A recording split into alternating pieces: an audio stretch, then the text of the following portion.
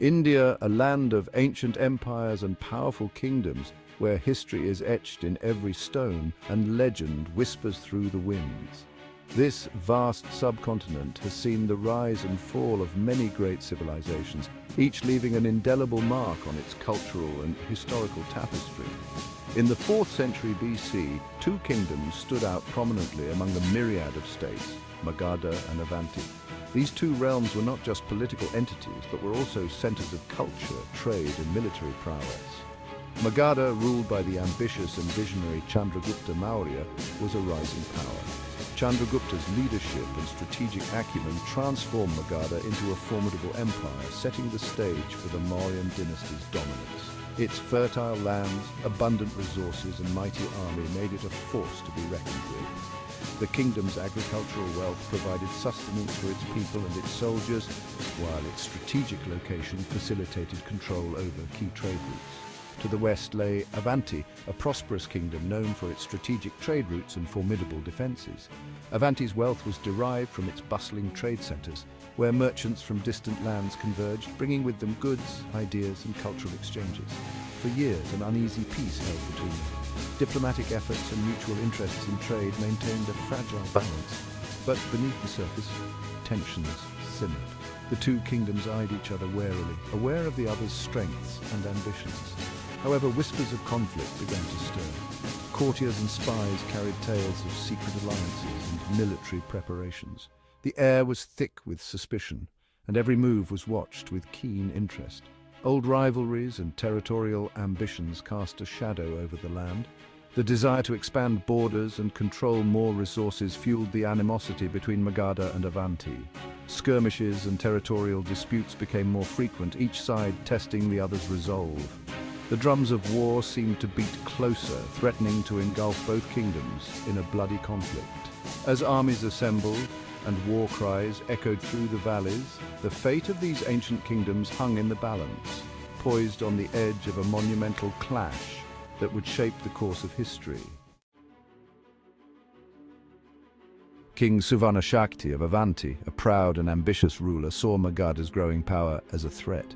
He yearned to expand his own kingdom, to control the rich resources and trade routes that Magadha possessed. His court, filled with hawks and warlords, fueled his ambition, whispering tales of Magadha's vulnerability. Spies and rumors spread like wildfire, carrying tales of troop movements and fortifications being built.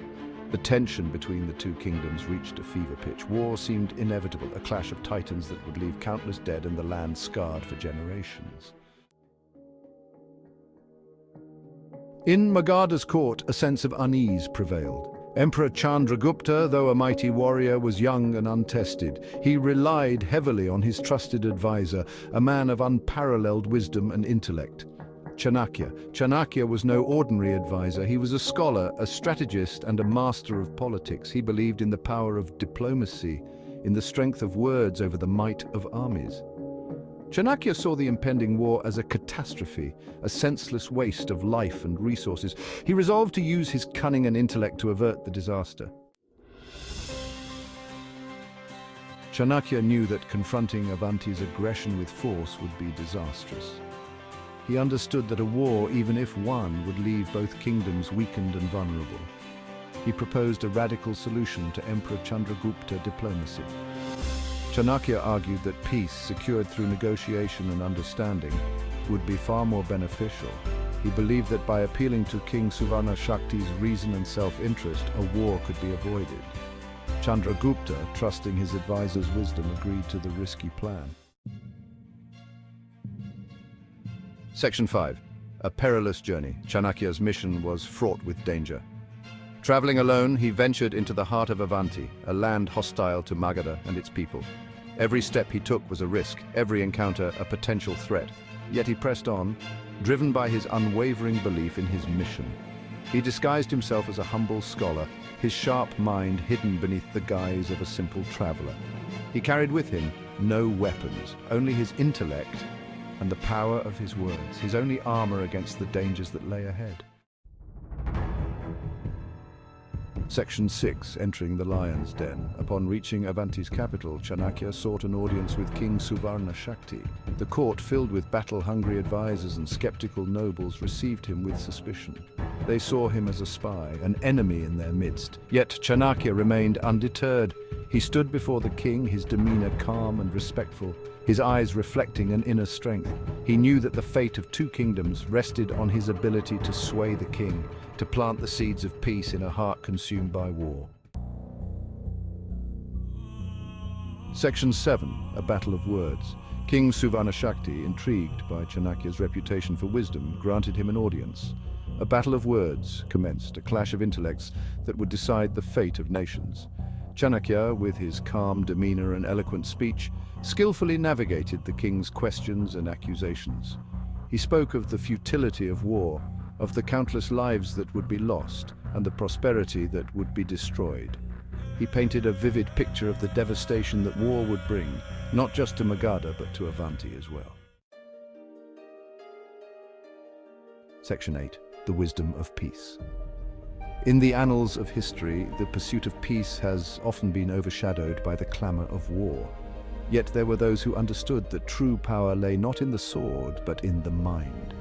Chanakya, the astute advisor and philosopher, argued that true strength lay not in military might, but in wisdom and diplomacy. He believed that the pen could indeed be mightier than the sword, and that the art of negotiation could achieve what armies could not. He proposed an alliance between the powerful kingdoms of Magadha and Avanti, a pact that would benefit both realms immensely. This alliance was not just a political maneuver, but a vision for a future where cooperation replaced conflict. Chanakya spoke of shared resources, of open trade routes that would allow the free flow of goods and services. He envisioned bustling markets and thriving trade that would bring wealth and prosperity to both kingdoms. He painted a picture of prosperity that peace would bring, where villages would flourish, cities would thrive, and people would live in harmony. He appealed to King Suvarna Shakti's pragmatism, urging him to see beyond the immediate gains of war to the long-term benefits of peace. Chanakya highlighted the economic benefits of peace, emphasizing how stable and peaceful conditions would attract traders and merchants from far and wide, enriching the kingdom's coffers. He spoke passionately of the cultural exchange that peace would foster, where scholars, artists, and thinkers from different lands could come together to share their knowledge and ideas.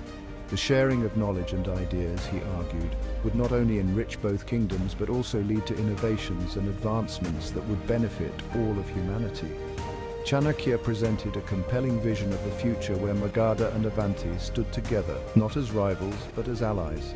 A future where their combined strength and wisdom would create a legacy of peace and prosperity for generations to come. Section 9. A Treaty for Prosperity. Chanakya's words, spoken with such conviction and wisdom, struck a chord with King Suvarna Shakti. The king, known for his sharp mind, saw the logic in Chanakya's arguments. He realized that war, with all its uncertainties and devastation, was not the only path. He saw the potential for prosperity, for a future where Avanti thrived, not through conquest, but through cooperation.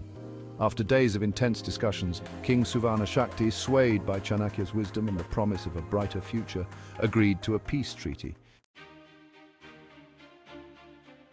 Section 10. The Triumph of Diplomacy. Chanakya returned to Magadha, not as a defeated envoy, but as a triumphant peacemaker. His journey, fraught with danger and uncertainty, had achieved the impossible. He had averted a catastrophic war, securing peace through the power of his intellect and the strength of his words. Emperor Chandragupta, overjoyed at the news, showered Chanakya with honors and praise. The people of Magadha, relieved from the brink of war, hailed Chanakya as a hero, a savior who had spared them from unimaginable suffering. Section 11, The Enduring Legacy. Chanakya's story serves as a timeless reminder that wisdom and diplomacy can be mightier than the sword.